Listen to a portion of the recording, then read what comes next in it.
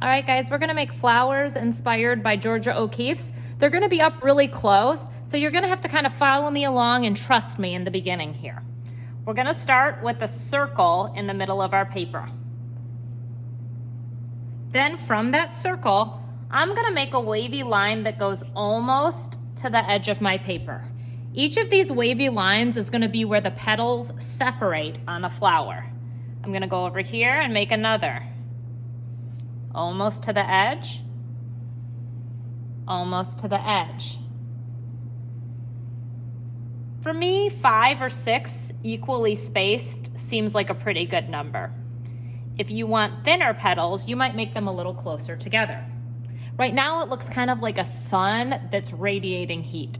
I'm gonna go to the end of this line and I'm gonna make a line that's wavy and connects to that line.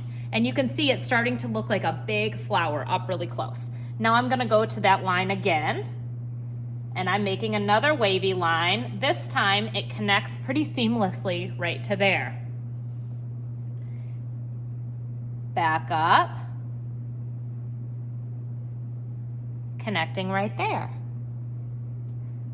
Again, connecting this line to that line. And one more after this. Connect, and my last one right here connects. Now it's time to choose a color scheme. We're gonna use an analogous color scheme.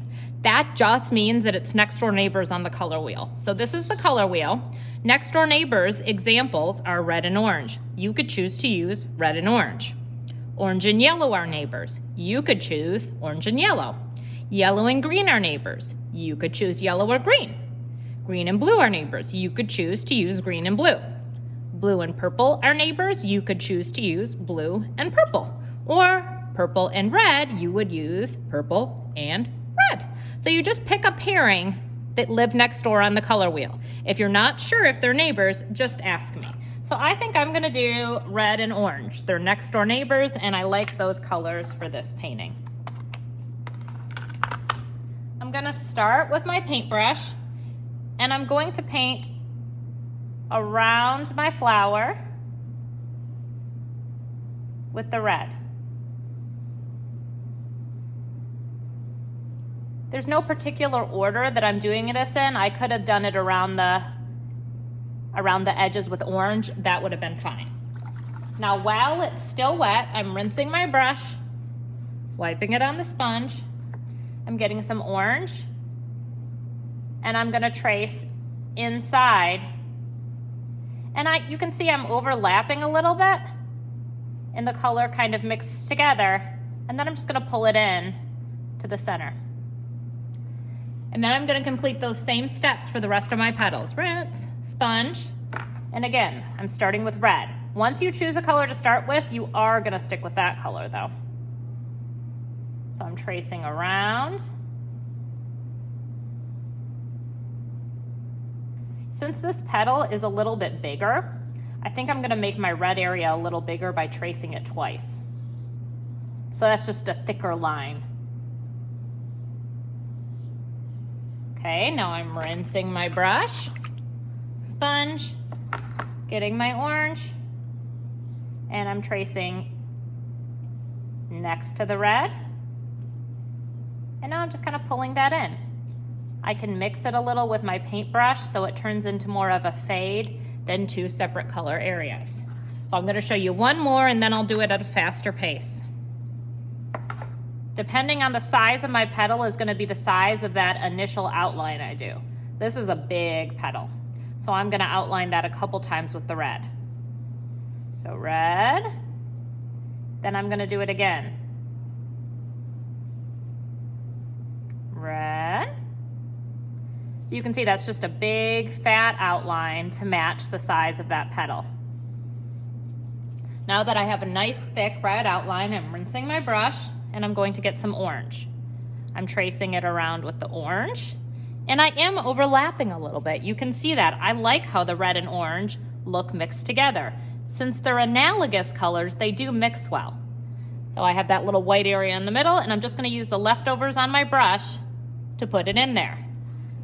I can mix the colors a little bit by just running my brush around that flower, and that looks kind of pretty. Now I'm gonna pick up the pace so you can see.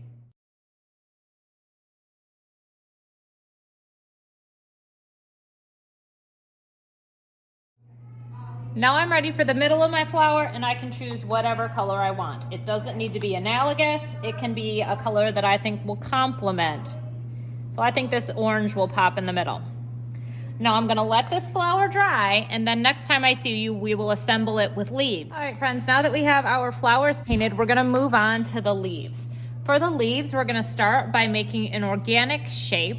An organic shape is a natural shape. I'm going to make almost like an arc for one part of the leaf and an arc for the other side of the leaf.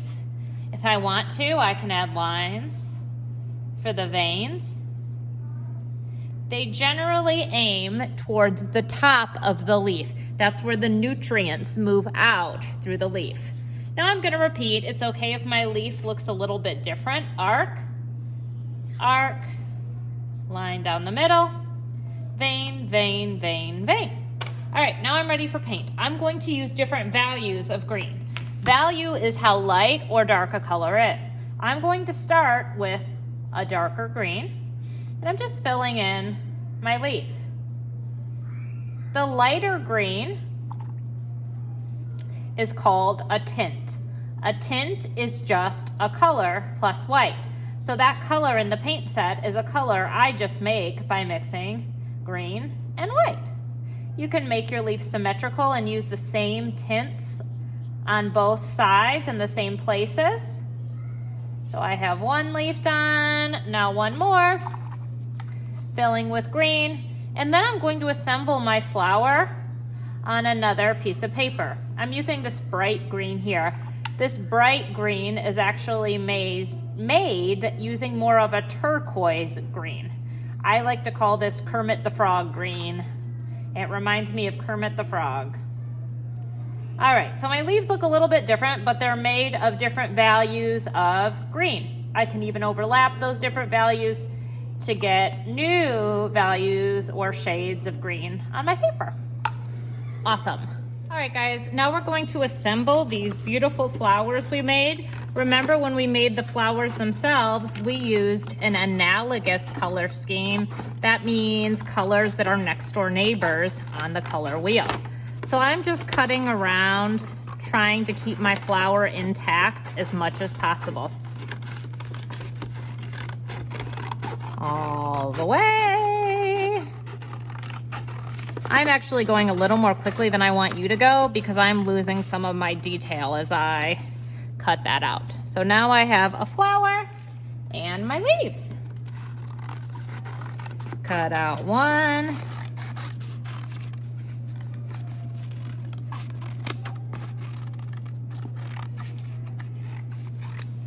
And two. I'm going to use glue to assemble these.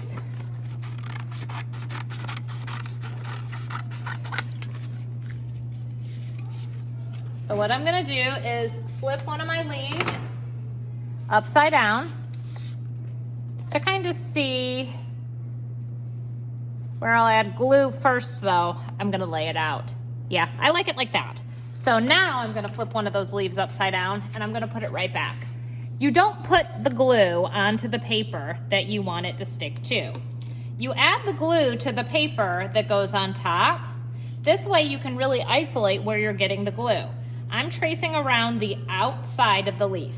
I don't really need any glue in the middle. I just need it around the edges. Then my other leaf. Again, I'm not globbing. I'm just putting a little line of glue around the edge of that leaf, and I'm putting it back where I had it. I liked it opposites like that. I think I like my flower right there. So same thing, I don't need to put any globs. I'm just tracing around the outside edge of my flower. And then I'm gonna put this big, beautiful organic shape. Organic is the opposite of geometric. Geometric is shapes we have names for, like circles and squares and rectangles. The shape of this flower here doesn't have a name. So it's called an organic shape. It's a natural shape. And I liked it this way. All right, now what I'm gonna do is flip my paper over and I'm gonna give it a back rub. The reason I do this is to help it adhere. It sticks a lot better if I apply pressure from the opposite side. And now my beautiful flower is done. You can see that I was inspired by Georgia O'Keeffe because I have an extreme level of detail. Also, the flower is really big, just like O'Keeffe painted her subjects. We used analogous color schemes and tints and shades to create these masterpieces. Good job.